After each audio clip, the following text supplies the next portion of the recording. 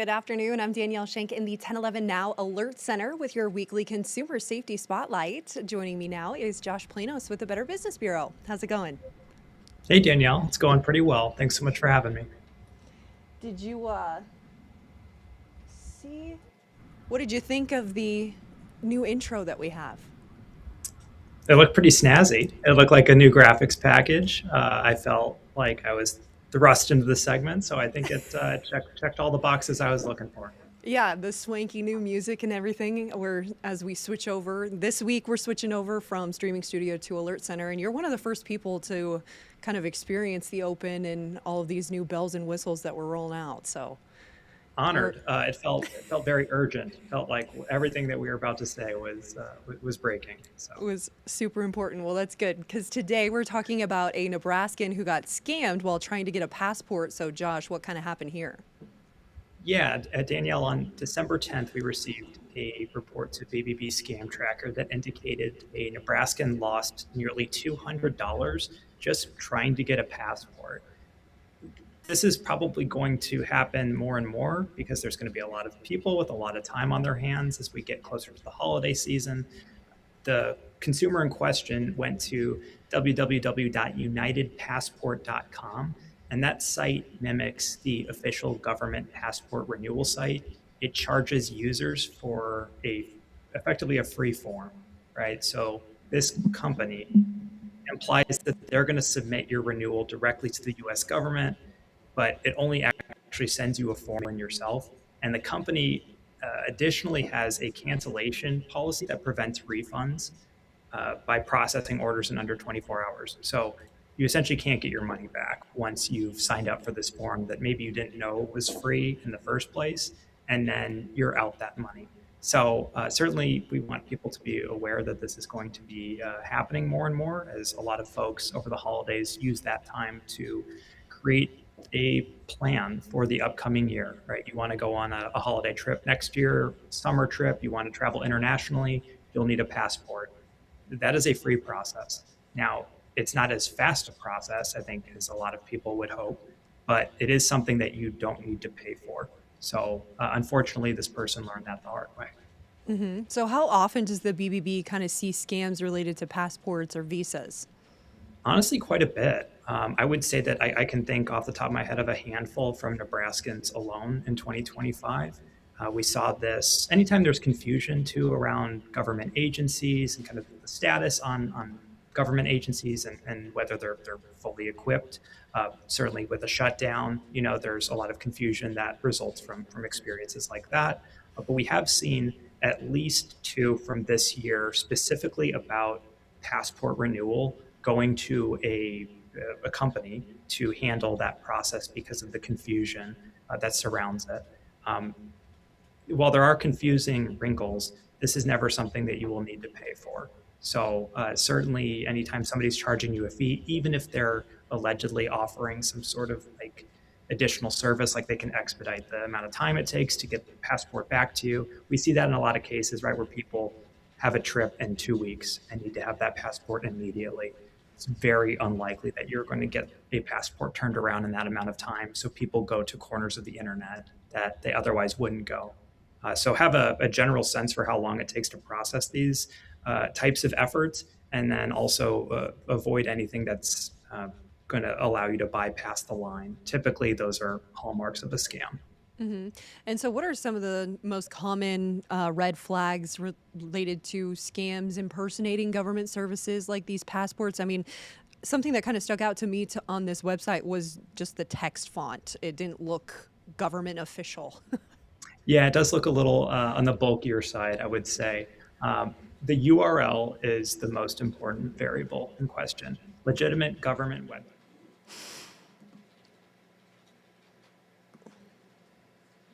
.gov, it's not official.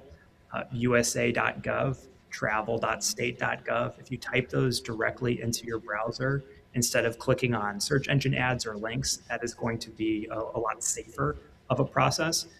For folks who are looking for international travel opportunities, it's very common that based off your online activity that you're going to receive ads on social media, communication via SMS or via email related to passports, because the powers that be know that you are interested in that sort of activity, that sort of experience. And so they will try to funnel ads that are more curated to help you through that experience.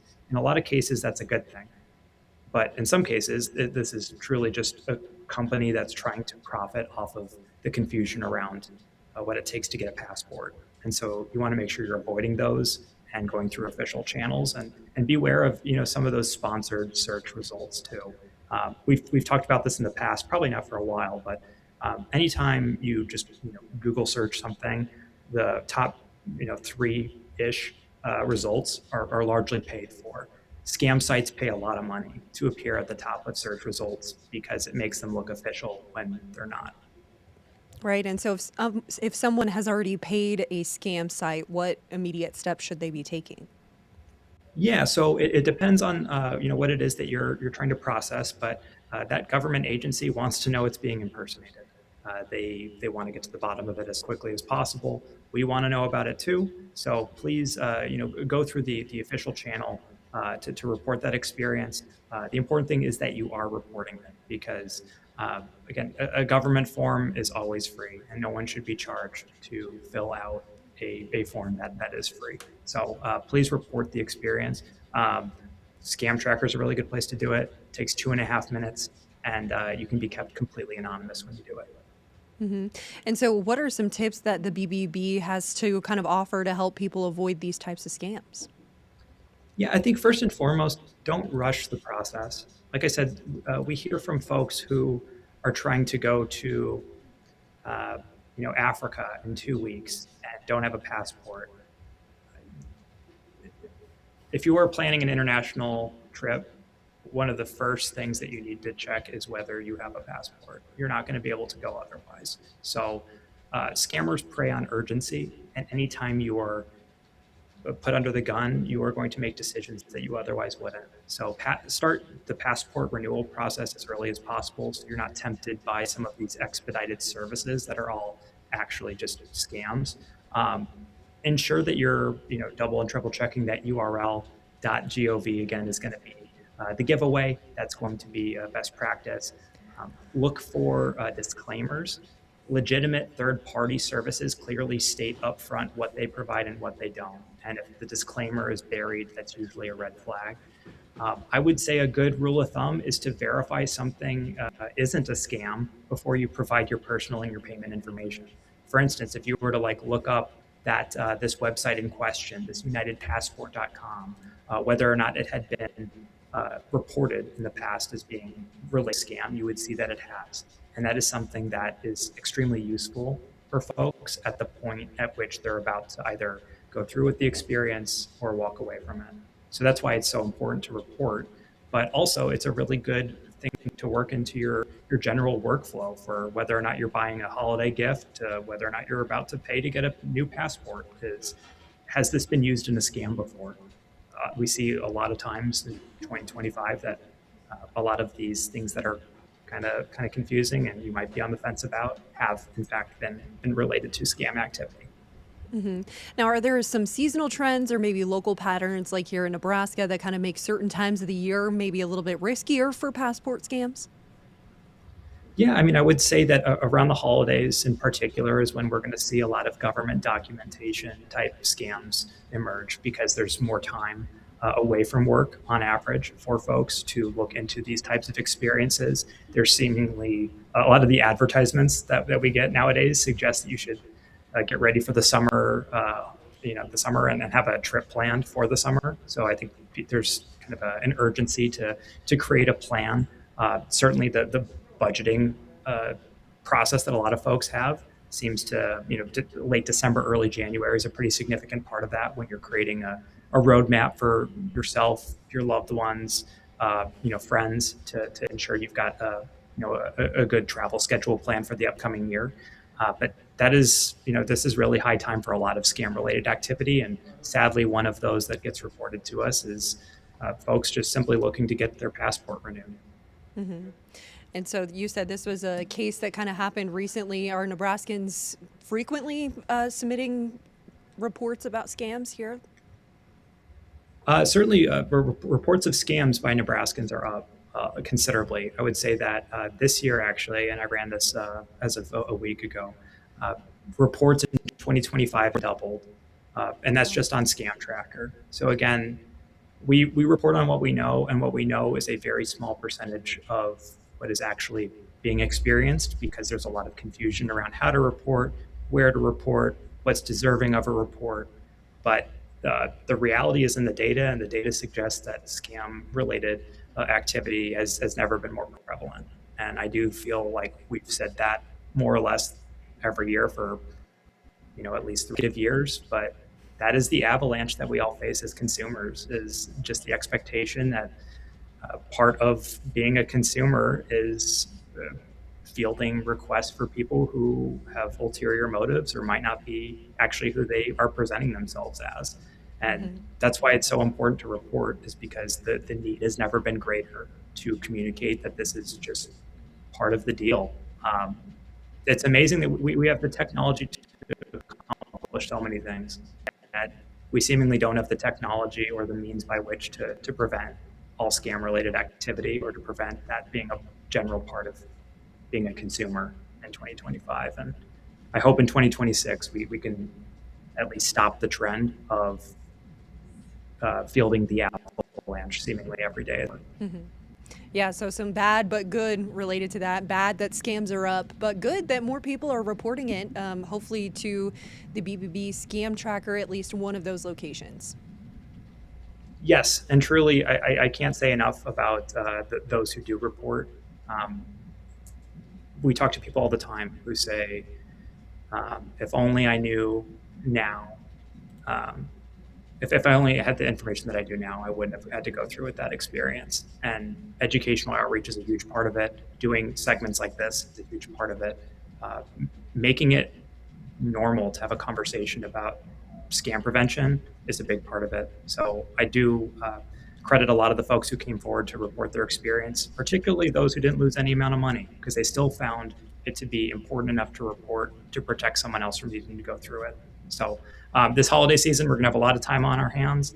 I hope you don't have to field any scam related activity, but if you do, please take that 2.5 minutes it takes to file a report, because you might protect somebody in the process. Yeah, I was just going to ask how long it takes to fill it out. 2 minutes, really not that long. And it doesn't look like there's too many questions that need to be filled out either. Yeah, it is that balancing act of, you ask too many questions and people walk away. There's too much that's being asked of the person, and that's a larger and larger burden. At the same time, it's incumbent upon us to ensure that that report is verified, that that is a real experience, that we can say definitively, okay, this information is extremely useful to have in the report, so it can protect people. So we are constantly doing that balancing act, but I do believe that this is a very straightforward system that doesn't take a ton of time or effort. Awesome. Is there anything else that you want to add about passport scams or even holiday scams, since Christmas right around the corner, right next week?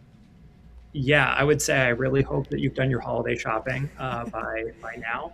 If you haven't, this would be a really good time to shop in person, if at all Yeah. possible, because transportation, shipping logistics are very complicated right now, and there's certainly going to be a lot of packages that are coming to our front door. But if you can't avoid it, one really great way to do that, and at the same time support your local economy, is by shopping in person. I can promise you it's going to go down a lot smoother than the experience that comes from the present not arriving on time. And unfortunately, that's effectively what you're up against if you're trying to purchase something online these days. All right. Thanks so much for joining us here today, Josh. Thank you, Danielle. Appreciate you. All right. Stay tuned to our website. Follow us on all our social platforms and make sure to download our app on Roku for the latest news of the day. From our newsroom to wherever you are, we'll see you on the next stream. 1011 News is everywhere. Download our smart TV apps and follow us on social media at 1011 News.